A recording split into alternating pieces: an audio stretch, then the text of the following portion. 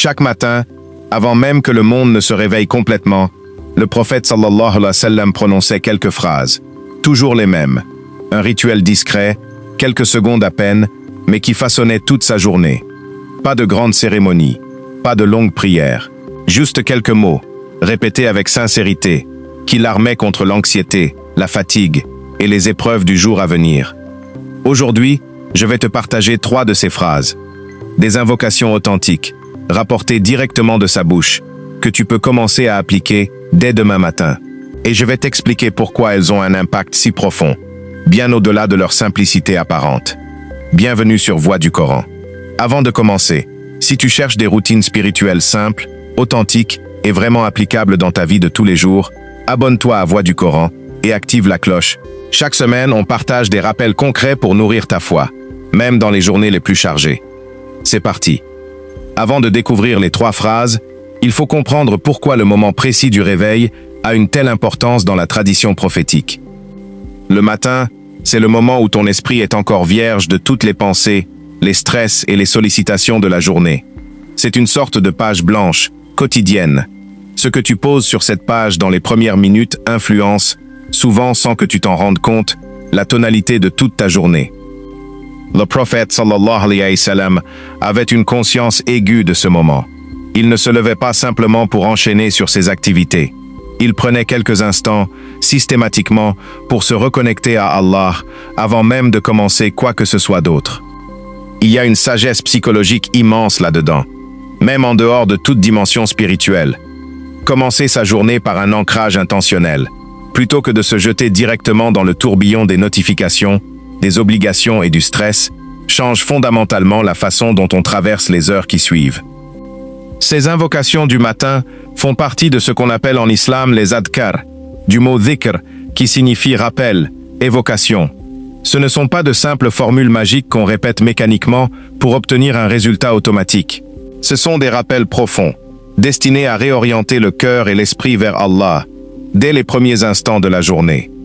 Allah dit dans le Coran, « Rappelez-vous de moi, je me rappellerai de vous. » Coran 2, 152. Il y a une réciprocité dans cette phrase qui mérite d'être soulignée. Ce n'est pas juste « récite ceci et tu obtiendras cela ». C'est une vraie relation. Quand tu te souviens d'Allah avec sincérité, tu ouvres un espace où sa présence, sa protection, sa paix deviennent plus tangibles dans ton quotidien.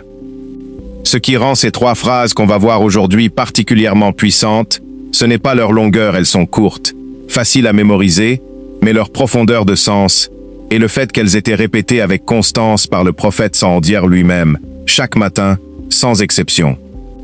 Maintenant, entrons dans le cœur du sujet, découvrons ensemble ces 3 phrases, une par une, leur sens profond, et pourquoi elles peuvent transformer ta relation au réveil. La première invocation que le prophète sallallahu alayhi wa sallam prononçait au réveil est rapportée par le compagnon Al-Bara ibn Azib, et dans plusieurs recueils authentiques. En arabe, Alhamdulillahi alladhi ahyana ba'dama amatana wa ilayhi an-nushur, ce qui signifie, dans le sens général, louange à Allah qui nous a redonné la vie après nous avoir fait mourir, et c'est vers lui que se fera la résurrection. Arrête-toi un instant sur cette phrase, parce qu'elle contient une vérité qu'on oublie presque toujours dans notre routine du matin. En islam, le sommeil est considéré comme une petite mort, une suspension temporaire de la conscience, de l'âme, un état où tu n'as plus aucun contrôle sur toi-même. Et le réveil, chaque matin, est en réalité une petite résurrection. Pense à ça sérieusement. Chaque nuit, tu t'endors sans aucune garantie de te réveiller le lendemain. Combien de personnes se sont endormies, une nuit ordinaire, sans jamais rouvrir les yeux? Le simple fait que tu te réveilles ce matin n'est absolument pas une évidence. C'est un cadeau, renouvelé chaque jour, que la plupart d'entre nous prend complètement pour acquis. En prononçant cette phrase dès le réveil, tu réalignes immédiatement ta perspective. Tu commences ta journée par la gratitude, et non par le stress des tâches à accomplir. Avant même de penser à ton travail, tes examens, tes responsabilités, tu prends un instant pour reconnaître « Je suis vivant aujourd'hui » et ce n'est pas anodin. Cette prise de conscience quotidienne, répétée avec sincérité, a un effet cumulatif puissant sur le long terme. Elle cultive une gratitude de fond, une reconnaissance permanente de la fragilité et de la préciosité de chaque jour qui t'est accordé. La deuxième phrase concerne la demande de protection pour tout ce que la journée va apporter. Le prophète sallallahu alayhi wa sallam disait, selon un hadith rapporté par Abu Daoud, Allahumma bika asbahna, wa bika amsayna, wa bika nahya, wa bika namutu, wa ilayka an-nushur. Ce qui signifie, ô Allah, c'est par toi que nous voyons le matin, c'est par toi que nous voyons le soir, c'est par toi que nous vivons, c'est par toi que nous mourrons, et c'est vers toi que se fera la résurrection. Cette phrase pose un principe fondamental dès le début de la journée. La reconnaissance totale que rien, absolument rien, ne se produit sans la permission et la volonté d'Allah. Pas seulement les grandes choses, la naissance, la mort, mais aussi les petites choses du quotidien. Le simple fait de voir le matin se lever. Il y a quelque chose de profondément apaisant dans cette reconnaissance. Beaucoup d'entre nous portent, sans s'en rendre compte, le poids illusoire de devoir tout contrôler eux-mêmes, leur réussite, leur sécurité, leur avenir. Cette invocation replace les choses dans une perspective plus juste. Oui, tu vas agir aujourd'hui, tu vas faire des efforts, mais l'issue finale, la protection sur ton chemin, appartient à Allah. C'est un peu comme partir en voyage en sachant que quelqu'un de bienveillant et de puissant veille sur ta route, même dans les moments où tu ne le vois pas directement. Cette conscience allège le poids de l'incertitude qui accompagne souvent le début d'une nouvelle journée. Qu'est-ce qui va m'arriver aujourd'hui? Est-ce que je vais réussir ce que j'ai prévu? Est-ce qu'un imprévu va tout bouleverser? En remettant ces incertitudes entre les mains d'Allah dès le matin, on avance avec plus de sérénité, sans pour autant relâcher ses efforts. La troisième phrase est une invocation plus complète, rapportée par le compagnon Abdullah ibn Mas'ud, et présente dans plusieurs recueils de hadiths authentiques, où le prophète, sallallahu alayhi wa sallam, demandait à Allah le bien de la journée qui commence, tout en cherchant refuge contre son mal.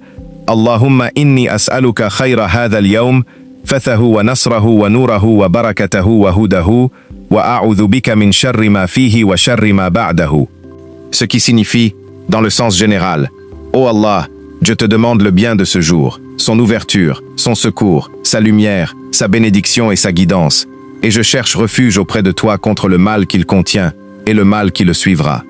Cette invocation est particulièrement riche, parce qu'elle englobe une demande extrêmement large et complète. Regarde bien les termes utilisés. Le bien, l'ouverture, comprends, les portes qui s'ouvrent, les opportunités, le secours, l'aide dans les moments difficiles, la lumière, la clarté d'esprit, la guidance dans les décisions, la bénédiction, que même les petites choses de la journée portent du bien, et la guidance elle-même, être dirigé vers les bons choix. Et dans la même phrase, elle demande protection contre le mal, pas seulement le mal visible et évident, mais aussi le mal qui suivra, c'est-à-dire les conséquences négatives qui pourraient découler des événements de la journée, même celles qu'on ne perçoit pas encore. Ce qui est remarquable dans cette invocation, c'est son équilibre. Elle ne se contente pas de demander protection contre le mal. Elle demande activement le bien, sous toutes ses formes. Ce n'est pas une posture uniquement défensive. Protège-moi. C'est aussi une posture d'ouverture et d'espoir. Accorde-moi le bien. Maintenant qu'on connaît ces trois phrases et leur sens profond, tu te demandes peut-être comment les intégrer réellement dans une routine matinale sans que ça devienne juste une récitation mécanique de plus dans une journée déjà chargée. C'est ce qu'on va voir dans la partie suivante. Si ces invocations te donnent envie de transformer ta routine matinale, c'est exactement pour ça qu'existe Voix du Coran. On veut t'aider à intégrer des pratiques authentiques et simples dans ta vie réelle, sans complexité inutile. Abonne-toi, active la cloche et partage cette vidéo à quelqu'un qui a besoin d'un rappel positif pour commencer sa journée autrement. Voici un conseil essentiel avant tout. N'essaye pas d'apprendre les 3 phrases par cœur en arabe dès demain matin, avec la prononciation parfaite. Ce genre de pression mène souvent à l'abandon rapide. Commence par une seule phrase, celle qui te touche le plus parmi les 3. Tu peux même, dans un premier temps, la dire simplement en français, avec sincérité, en comprenant son sens. La sincérité du cœur compte davantage, au début, que la perfection de la récitation. Une fois que tu es à l'aise avec le sens et l'habitude, tu pourras progressivement apprendre la version en arabe, qui porte une force particulière liée à la langue même de la révélation. Deuxième conseil pratique, associe ces invocations à un moment précis et concret de ta routine, pour que ça devienne automatique plutôt qu'un effort de mémoire supplémentaire. Par exemple, dis la première phrase, la gratitude pour la vie retrouvée, dès l'instant où tu ouvres les yeux, avant même de sortir du lit. Dis la deuxième et la troisième pendant que tu prépares ton café ou pendant que tu t'habilles. L'idée est de coller ces paroles à des gestes que tu fais de toute façon chaque matin pour qu'elles s'intègrent naturellement, sans effort de volonté supplémentaire à chaque fois. Certaines personnes utilisent aussi un post-it discret près de leur lit ou de leur salle de bain, ou avec les phrases écrites, le temps de les mémoriser complètement. Dernier conseil, observe, avec le temps, les effets que ces invocations ont sur ta journée, sans pour autant en attendre un résultat magique et immédiat. Ce n'est pas une formule qui transforme instantanément une journée difficile en journée parfaite. C'est plutôt un ancrage qui, répété avec constance sur des semaines et des mois, change progressivement ta posture intérieure face aux imprévus, au stress, aux défis du quotidien. Tu remarqueras peut-être, avec le temps, que tu abordes les difficultés avec un peu plus de calme, un peu plus de gratitude, un peu plus de confiance. Le prophète sallallahu alayhi wa sallam ne prononçait pas ces phrases une seule fois, par curiosité. Il les répétait chaque matin, sans exception, pendant toute sa vie. C'est cette constance qui donne à ces invocations toute leur profondeur, bien plus qu'une récitation isolée et occasionnelle. 3 phrases, quelques secondes à peine, chaque matin. Et pourtant, une profondeur immense.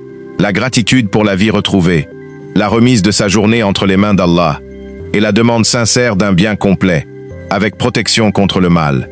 Ce n'est pas compliqué, ce n'est pas long, mais c'est exactement le genre de petite habitude, répétée avec sincérité et constance, qui peut transformer, en profondeur, la façon dont tu traverses chaque journée. Alors demain matin, avant de prendre ton téléphone, avant de te jeter dans le tourbillon de la journée, essaye. Juste une phrase, avec sincérité, et observe, avec le temps, ce que ça change en toi. Qu'Allah bénisse chacune de vos journées, dès le premier instant du réveil. On se retrouve très vite sur Voix du Coran. Assalamu alaikum wa rahmatullah.